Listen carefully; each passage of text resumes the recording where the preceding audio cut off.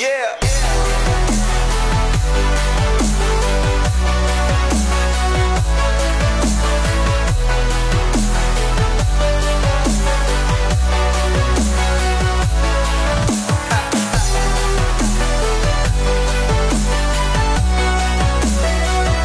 Bismillahirrahmanirrahim. Assalamualaikum warahmatullahi wabarakatuh.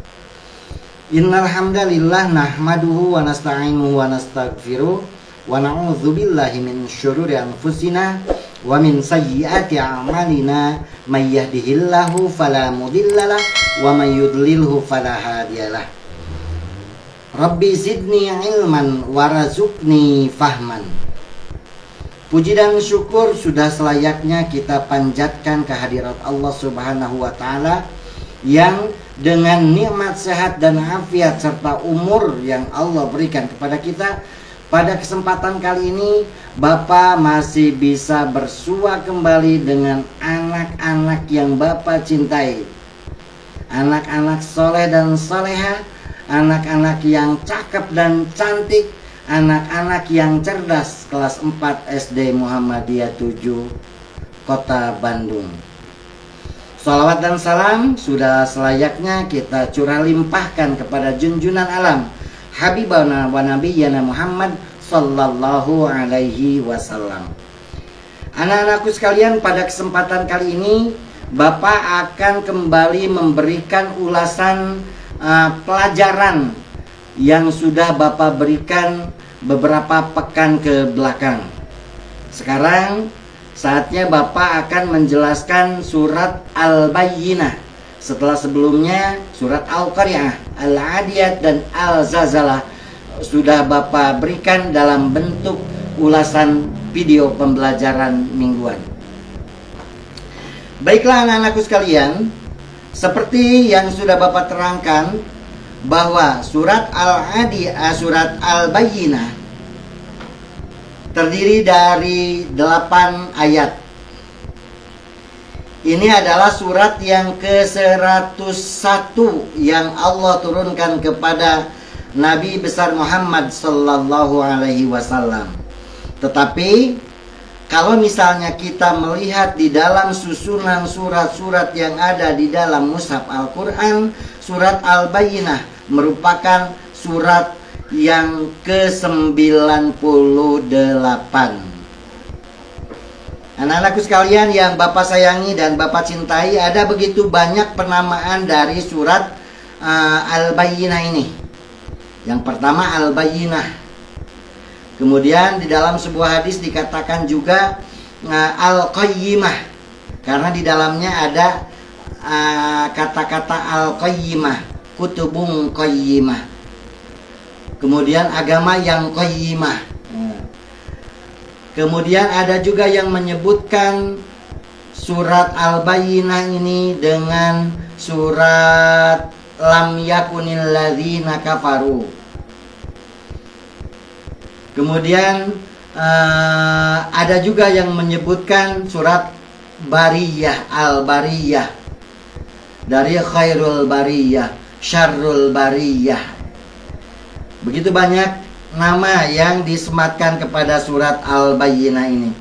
Baiklah anak-anakku sekalian, seperti biasa Bapak akan menayangkan sebuah video yang memperlihatkan cara membaca surat Al-Bayyinah yang baik dan benar.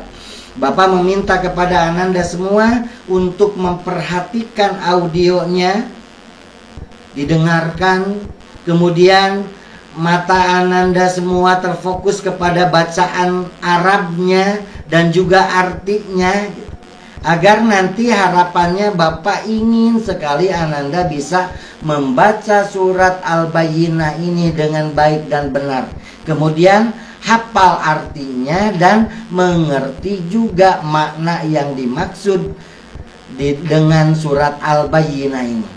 Baiklah, kita mulai videonya. Bismillahirrahmanirrahim.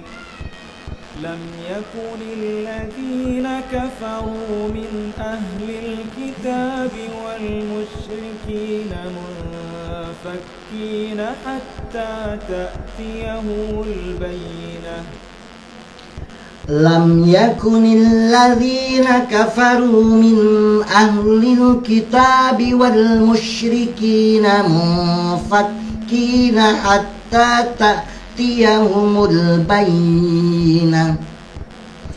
Orang-orang kafir dari ahli kitab dan orang-orang musyrik, mereka mengatakan bahwa mereka tidak akan meninggalkan agama mereka sebelum datang kepada mereka al-bayyinah, bukti yang nyata. Yang dimaksud dengan bukti yang nyata itu di dalam kitab suci mereka, terutama Injil dan Taurat, dikatakan bahwa nanti akan datang satu nabi terakhir, min ba'di ismuhu Ahmad, yang namanya Ahmad.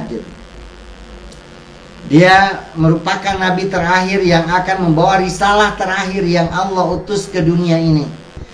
Dia akan menyempurnakan dari ajaran-ajaran agama sebelumnya. Nah, seperti itu. Oleh sebab itu pada saat itu, abad ke-5 dan ke-6, peradaban manusia hidup dalam keadaan yang jahiliyah. Jahiliyah di sini kebodohan artinya, tetapi bukan bodoh secara intelektual, anak-anakku sekalian.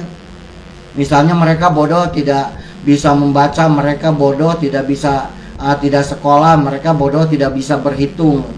Enggak, mereka pintar-pintar kalau misalnya dari segi intelektualnya. Cuma dikatakan sebagai zaman kebodohan itu adalah karena mereka pada saat itu hidup dalam kondisi moralitas yang sangat-sangat buruk. Moral mereka berada di titik terendahnya. Pembunuhan, perang terjadi setiap saat, kemudian ya mungkin berbagai macam kriminalitas lainnya terjadi saat itu. Oleh sebab itu mereka mengatakan bahwa ketika ada kabar di dalam kitab sucinya yang mengatakan bahwa akan ada datang nabi terakhir, mereka menjadikan itu sebagai alasan bahwa mereka akan meninggalkan agama terdahulunya. Mereka akan melepaskan kebiasaan terdahulunya ketika sudah datang al-bayyinah, bukti yang nyata. Bukti yang nyata di sini apa ternyata gitu. Di sini di ayat kedua akan mendapatkan jawabannya. Rasulun minallahi yatlu suhufan mutahharah. Yang dimaksud dengan bukti yang nyata itu adalah Rasulun minallahi yatlu suhufan mutahharah. Rasul yang diutus oleh Allah, yatlu suhufan mutahharah, yang membacakan suhuf-suhuf. Suhuf-suhuf itu lembaran-lembaran mutahharah yang suci. Di sini ketika di dalam salah satu ayat dikatakan qad ja'akum burhanum mir rabbikum wa anzalna ilaikum nuram mubina. Ketika mereka lam yakunil ladina kafaru min ahli hatta ta'tiyahumul bayyinah. Mereka mensyaratkan datangnya al-bayyinah, bukti yang nyata. Maka di dalam firman Allah yang lain dikatakan, sungguh telah datang qad ja'akum burhanun min rabbikum. Sungguh telah datang bukti yang nyata dari Tuhanmu, wa anzalna ilaikum nuram mubina, dan kami menurunkan kepada kalian itu nuram mubina, cahaya yang jelas. Itu Nabi Muhammad gitu. Di sini dikatakan Rasulun minallahi yatlu suhufan mutahharah. Rasulun di sini adalah Muhammad. Suhufan mutahharah. Kenapa suhuf? Nih pengetahuan buat ananda sekalian. Jadi sebelum Al-Quran itu diturunkan dalam bentuk suhuf, ditulis dalam bentuk suhuf-suhuf gitu.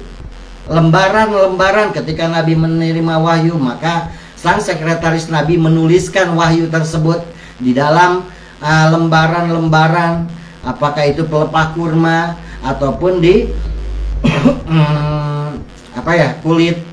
kulit pohon ataupun di kulit binatang gitu kan, berupa suhuf-suhuf. Baru nanti di masa sahabat ada kodifikasi Al-Quran. Suhuf-suhuf itu dikumpulkan dan dibentuklah seperti Al-Quran seperti sampai saat ini kita kenal. Yatlu suhufan mutahharah, yang membacakan suhuf-suhuf yang suci. Kalau kata Profesor Dr. Quraish Shihab, yang dimaksud suci di sini itu adalah baik. Al-Quran itu isinya baik gitu. Indah, baik, dan benar. Di sini kita akan membuktikan di dalam surat Al-Baqarah dikatakan dzalikal kitabul la raiba fi. Inilah bahwa Al-Quran itu adalah la raiba fi. Tidak ada keraguan di dalamnya. Tidak ada keraguan di dalamnya, menunjukkan bahwa Al-Quran itu betul-betul benar gitu. Kemudian hudan lil muttaqin. Ini baik nih gitu kan. Ajaran Al-Quran itu kalau misalnya diajarkan, dilaksanakan gitu, dipraktekkan, maka itu akan menjadi petunjuk bagi orang-orang yang bertakwa. Kemudian indahnya Al-Quran itu adalah ketika Al-Quran diturunkan di tengah masyarakat yang sangat memuja tentang kesastraan, bahasa sehingga Al-Quran diturunkan di tengah pujangga-pujangga. Maka tingkat ketinggian keindahan susunan bahasa Al-Quran itu sangat indah, sehingga tidak ada yang bisa mengungguli atau menandingi dari keindahan bahasa Al-Quran itu. Di dalam sebuah ayat Allah mengatakan, Qul in kuntum fi raibim mimma nazzalna ala abdina fa'tu bi suratin min mithlih wad'u syuhadaakum min dunillah in kuntum shadiqin. Katakanlah, kalau seandainya kamu berada dalam keraguan dengan apa-apa yang sudah aku turunkan, fa'tu bi suratin min mithli, datangkanlah satu surat yang bisa menyamai Al-Quran. Wad'u syuhadaakum min dunillah, dan panggillah sahabat-sahabat kalian, CS kalian, soulmate kalian yang jago dengan kebahasaan atau kepujanggaan atau kesusastraan. In kuntum shadiqin, kalau misalnya kamu benar-benar bisa mengalahkan Al-Quran. Itu makanya Al-Quran itu betul-betul suhufum mutahharah, suhuf yang suci gitu. Lembaran-lembaran yang suci, karena indah dari segi bahasanya, kemudian benar dari segi isinya, baik, akan berimplikasi yang baik kepada siapapun yang melaksanakan Al-Quran gitu. Kemudian kita lanjutkan lagi, ketika Rasul datang gitu, pada saat orang-orang kafir, ahli kitab, dan orang-orang musyrik, khususnya ahli kitab, mereka mengetahui bahwa akan datang kepada mereka seorang nabi terakhir dengan ciri-ciri seperti ini. Nah, ketika datang Rasul, mereka itu justru mengingkari. Masa sih? Masa sih ada Rasul gitu? Karena mereka tidak menyangka bahwa Rasul itu mereka harapkan datang dari bangsa mereka, dari golongan mereka. Tetapi ini Rasul itu datang dari suku Quraisy gitu. Oleh sebab itu mereka mendustakan, mereka mengingkari. Sebelumnya, pada saat di dalam kitab suci mereka dikatakan akan datang Rasul, orang-orang Yahudi banyak yang pasang badan. Awas, nanti aku akan menjaga kedatangan sang Rasul terakhir itu. Jangan coba-coba kalian mengganggu beliau. Jangan coba-coba kalian mengganggu Rasul terakhir itu. Ketika ketahuan Rasul itu adalah Nabi Muhammad yang bukan dari golongan mereka, mereka malah ingkar gitu. Kita lanjutkan ke ayat yang ketiga, anak-anakku sekalian.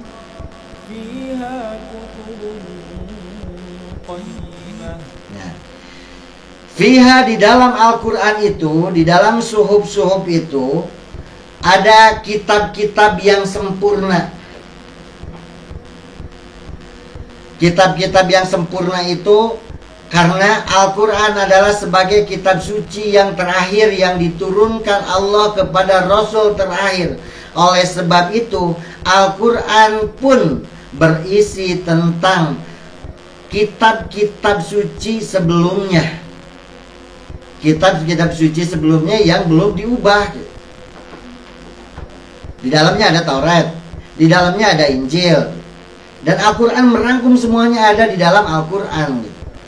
Sehingga kutubun qayyimah, ada yang mengartikan qayyimah di sini sebagai sesuatu yang sempurna. Kalau di sini kitab-kitab yang lurus, kitab-kitab yang lurus, dikatakan lurus di sini seperti yang terdapat di dalam surat Al-Kahfi ayat 1. Allah berfirman, Alhamdulillahilladzi anzala ala abdihil kitaba walam yaj'al lahu iwaja. Iwaja itu bengkok gitu. Segala puji bagi Allah yang sudah menurunkan kitabnya kepada hambanya. Walam yaj'al lahu iwaja, dan kita tidak menemukan di dalam kitab suci tersebut iwaja, sesuatu yang bengkok. Sebagai kutubun qayyimah, kitab-kitab yang berisi tentang kitab-kitab yang lurus. Kemudian ada betulnya, diperkuat dengan surat Al-Kahfi ini. Kemudian Al-Qayyimah sebagai kitab penyempurna, kitab yang sempurna juga. Bisa dikatakan betul bahwa Al-Quran ini memang kitab penyempurna yang di dalamnya terdapat pelajaran dari kitab-kitab sebelumnya. Kita lanjutkan ke ayat yang keempat. وَمَا تَفَرَّقَ الَّذِينَ أُوتُوا الْكِتَابَ إِلَّا مِنْ بَعْدِ مَا جَاءَتْهُمُ الْبَيِّنَةُ وَمَا تَفَرَّقَ الَّذِينَ أُوتُوا الْكِتَابَ إِلَّا مِنْ بَعْدِ مَا جَاءَتْهُمُ الْبَيِّنَةُ وَمَا تَفَرَّقَ الَّذِينَ أُوتُوا الْكِتَابَ إِلَّا مِنْ بَعْدِ مَا جَاءَتْهُمُ الْبَيِّنَةُ. Dan tidaklah orang-orang yang didatangkan Alkitab kepada mereka itu berpecah belah. Berpecah belah atau terpecah, berbeda pendapat, kemudian berbeda pandangan. Illa min ba'di ma ja'athumul bayyinah, kecuali setelah datang kepada mereka itu al-bayyinah, kepada mereka nabi yang seperti yang disebutkan di dalam kitab suci mereka. Ciri-cirinya seperti ini, dia ajarannya seperti ini. Mereka membenarkan gitu, bahwa Nabi Muhammad itu adalah Rasul seperti yang disebutkan di dalam kitab suci mereka. Tetapi dikarenakan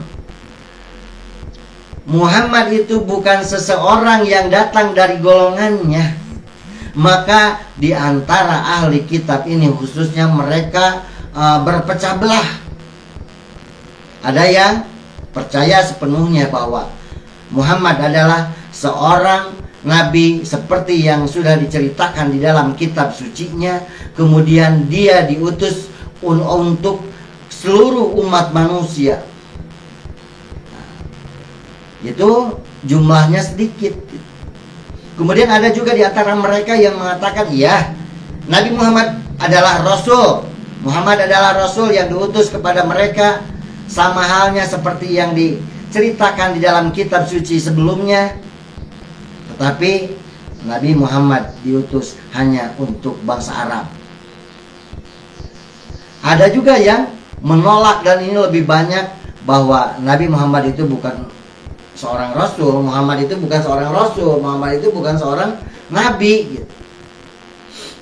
Meskipun hati mereka itu mengiyahkan gitu. Ini mereka membetulkan dalam hatinya bahwa Muhammad itu adalah Rasul seperti yang sudah diceritakan di dalam kitab sucinya. Tetapi yang membuat mereka menolak itu adalah hasadan min indi anfusihim. Karena di dalam hati orang-orang Yahudi dan Nasrani ini ada hasad, iri, dengki, iri gitu. Muhammad bukan dari golongannya. Akhirnya mereka menolak. Mereka membohongi isi hatinya yang sebetulnya mereka menerima bahwa Muhammad adalah Rasul seperti yang sudah diceritakan di dalam kitab suci. Anak-anakku sekalian, sekarang kita coba lanjutkan ke ayat yang berikutnya, ayat yang kelima ya.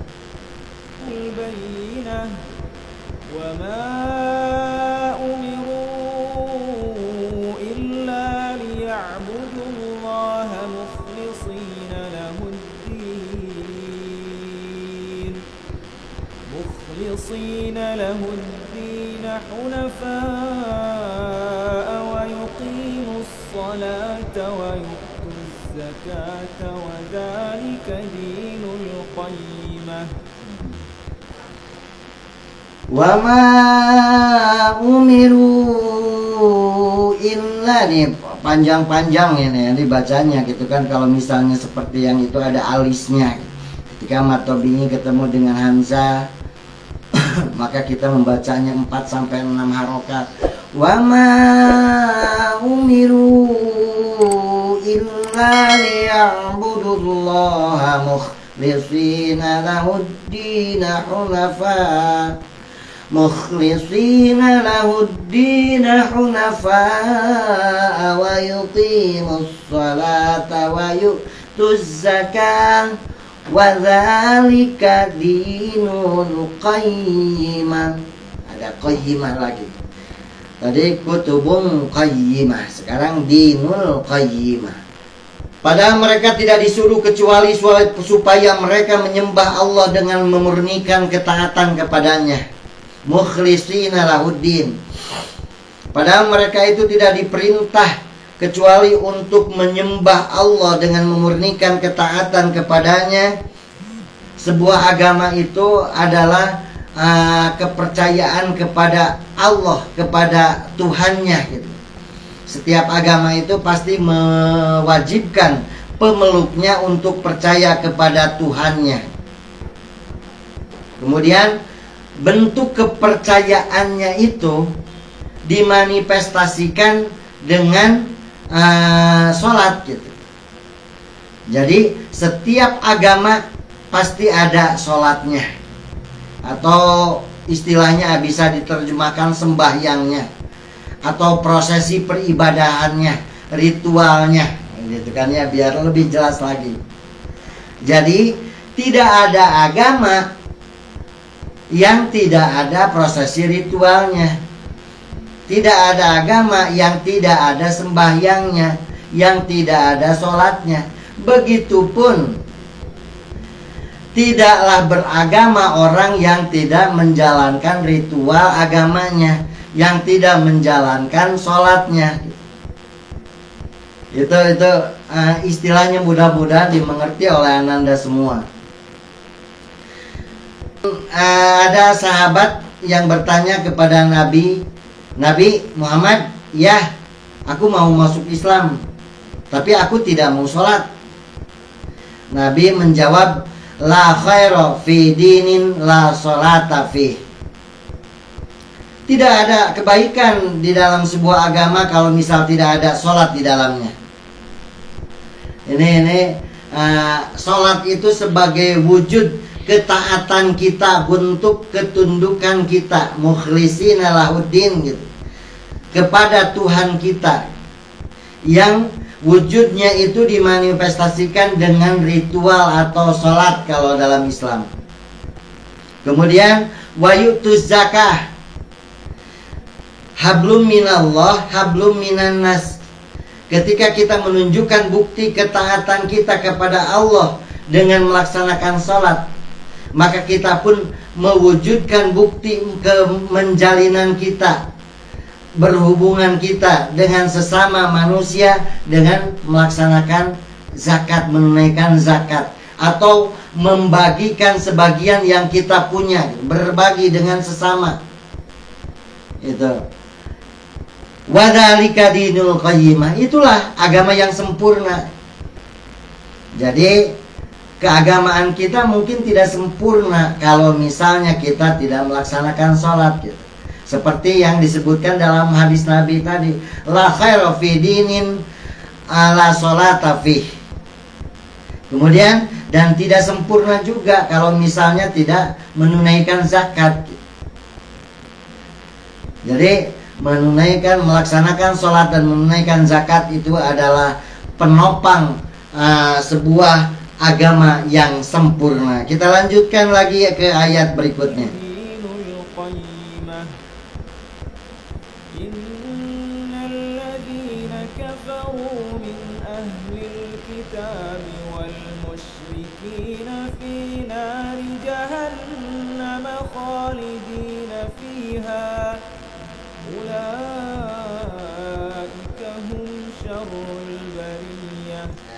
Innal ladzina kafaru min ahlil kitabi wal musyrikina fi nari jahannam khalidina fiha ulaika hum syarrul bariyah. Sesungguhnya orang-orang kafir dari golongan ahli kitab dan dari golongan orang musyrik, mereka itu berada di dalam neraka jahanam. Innal ladzina kafaru min ahlil kitabi wal musyrikina fi nari jahannam khalidina fiha. Mereka akan kekal berada di dalam neraka jahanam itu. Ulaika hum syarrul bariyah. Dan mereka itu adalah seburuk-buruk ciptaan. Ketika di dalam sebuah ayat dikatakan ulaika kal an'am bal hum adall. Mereka manusia yang mempunyai Allah berikan mata, tetapi matanya tidak digunakan untuk melihat yang Allah perintahkan. Ketika diberikan kuping, tetapi kupingnya tidak digunakan untuk mendengarkan apapun yang Allah perintahkan. Ketika mereka diberikan hati, tetapi hatinya itu tidak digunakan untuk memahami atau untuk digunakan seperti yang Allah perintahkan. Ulaika kal an'am, mereka itu seperti halnya binatang. Balhum adol, bahkan mereka itu lebih rendah, lebih hina daripada binatang. Di sini dikatakan ulaika hum syarrul bariyah, mereka itulah seburuk-buruk ciptaan. Ini ciptaan yang paling buruk itu adalah orang-orang musyrik yang mereka mensyarikatkan Allah, menduakan Allah, mentigakan Allah, tidak percaya kepada Allah. Dan orang-orang ahli kitab yang mereka tidak mau menerima al-bayyinah kerasulan Nabi Muhammad, padahal sudah dijelaskan di dalam kitab-kitab mereka, di dalam kitab Taurat, di dalam kitab Injil, bahwa akan datang seorang nabi dengan ciri-ciri yang sama persis yang ada dengan dalam pribadi Muhammad. Tetapi dikarenakan ada iri dengki di dalam, hasad dan min yang diangpusin, hasad dalam diri mereka, mereka menolak mentah-mentah kenabian dari Muhammad sallallahu alaihi wasallam. Maka tempat orang musyrik dan ahli kitab yang seperti itu di dalam neraka jahanam. Mereka akan kekal di dalam neraka jahanam itu, dan merekalah seburuk-buruknya makhluk, lebih rendah daripada hewan. Kemudian kita lanjutkan ke ayat yang ke-7.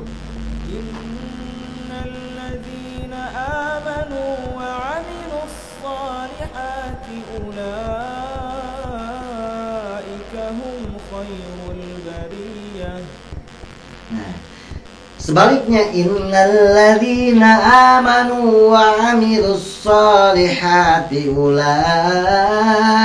hum khairul bariyah.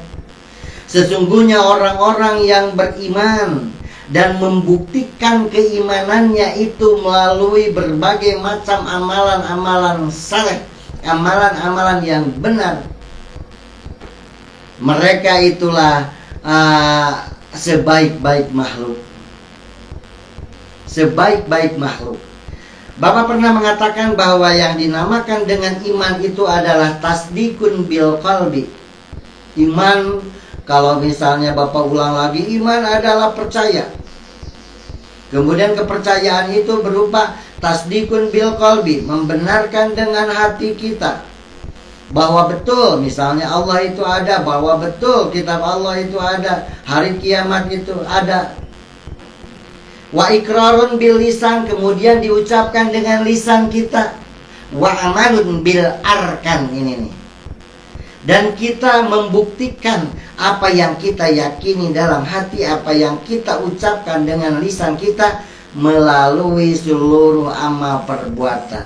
Oleh sebab itulah di sini dikatakan orang yang mendapatkan predikat sebagai khairul bariyah, sebaik-baiknya makhluk, sebaik-baiknya ciptaan itu adalah mereka yang beriman dan membuktikan keimanannya dengan beramal saleh. Seperti itu. Jadi ketika kemarin Bapak menjelaskan di dalam surat-surat yang sudah disampaikan, yuk, kalau misal betul kita meyakini bahwa kiamat itu ada, silakan. Kita harus mulai dari sekarang membuktikan keyakinan kita itu dengan berbuat amal kebajikan. Meskipun amal kebajikan itu sebesar zarrah kan ya, nanti kita akan melihat amal perbuatan baik yang sudah kita lakukan itu. Kemudian meskipun pada saat kita melakukan amal perbuatan baik itu tidak ada yang melihatnya, tidak ada manusia yang melihat kita, yakin bahwa Allah itu adalah zat yang maha teliti. Kemudian bumi pun nanti akan mempersaksikan dari apa yang sudah kita perbuat. Makanya kalau misalnya kita mau mendapatkan insyatin radiyah, satu kehidupan yang sangat nyaman, yaitu sorga, maka syaratnya kita harus sakulat mawazinu, timbangan amal kebajikan kita itu harus lebih berat daripada timbangan amal keburukan kita. Itu kalau misalnya kita terus-terusan melakukan kebaikan-kebaikan setiap saat, setiap tarikan nafas kita, setiap ayunan langkah kita, maka itu kita sudah membuktikan iman dalam kehidupan kita sehari-hari. Walladzina innalladzina amanu wa 'amilus shalihat ulaika hum khairul bariyah. Kita lihat ayat yang terakhir.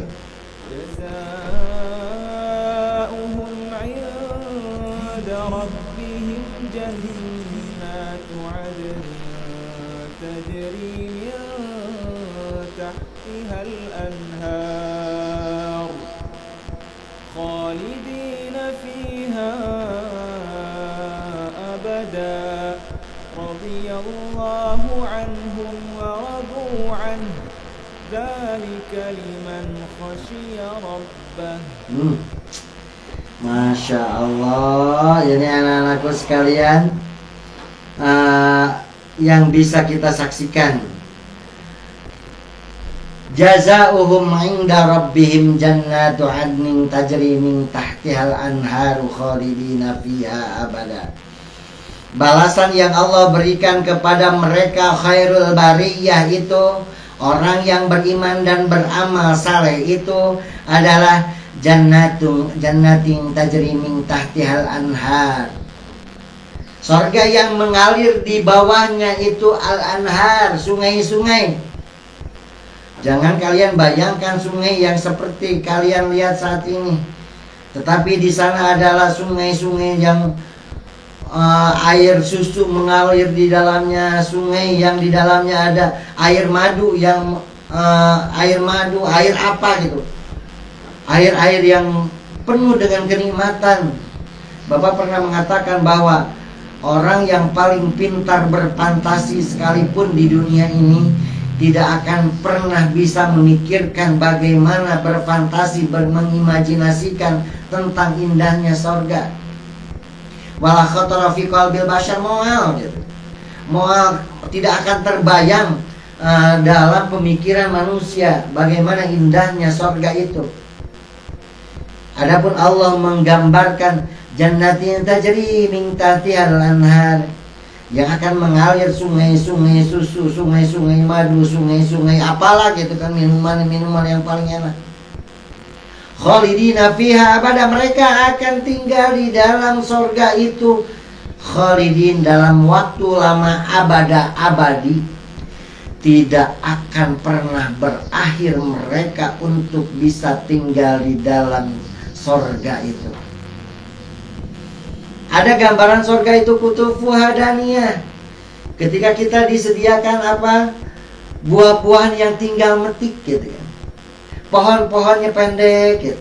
Buah-buahnya super, tidak akan ada buah yang busuk. Atau misalnya buah yang gagal panen, atau buah yang sisa dimakan oleh kampret atau apa gitu ya, hama-hama gitu, nggak ada gitu.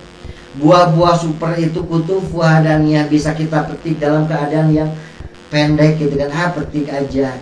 Kemudian ketika terlintas dalam benak kita pingin apa, maka saat itu juga akan menjadi kenyataan. Indahnya kehidupan di surga. Khalidina fiha abada, dzalika liman khasyiya rabbah.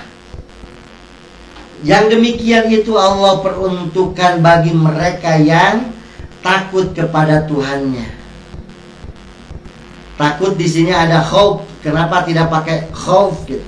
Khauf itu kan misalnya kalian takut hantu, kalian takut penjahat, kalian takut apa. Tetapi khosyah ini lebih takutnya itu gimana ya gitu.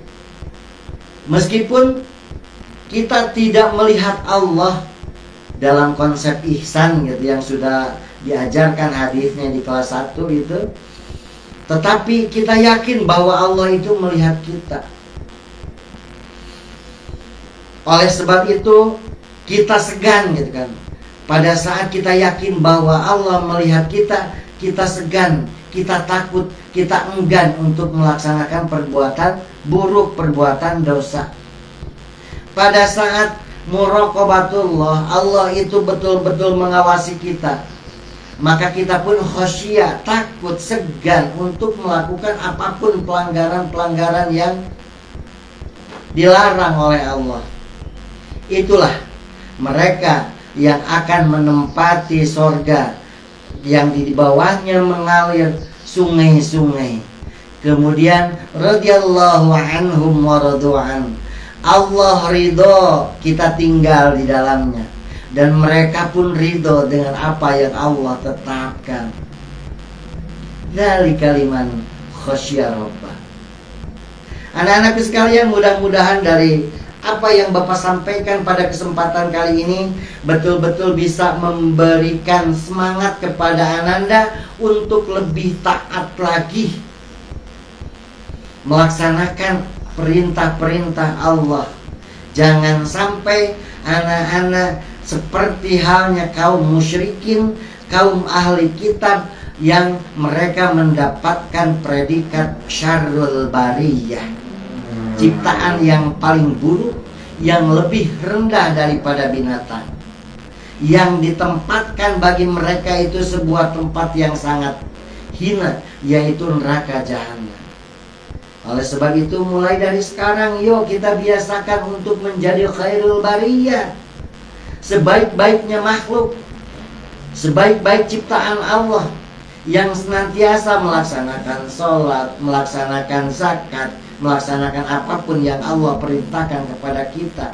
Kemudian senantiasa menjadikan Allah itu betul-betul mengawasi kita, yang senantiasa menjadikan Allah itu betul-betul melihat kita, sehingga kita merasa malu kalau misalnya akan melakukan sebuah pelanggaran yang dilarang oleh Allah, sehingga kita menjadi khairul bariyah, yang nanti tidak ada tempat bagi khairul bariyah itu kecuali surga, yang kita akan tinggal di dalamnya khalidina, dalam waktu lama, abada abadi, tidak ada akhirnya. Mudah-mudahan kita pun betul-betul bisa menjadi orang yang khosya Rabbah. Demikianlah anak-anakku sekalian apa yang bisa Bapak sampaikan pada kesempatan kali ini. Mohon maaf apabila ada kesalahan. Mudah-mudahan Allah bisa mempertemukan kembali kita di video ulasan pembelajaran berikutnya. Aku qauli hada wa astagfirullah li wa lakum. Wassalamualaikum warahmatullahi wabarakatuh.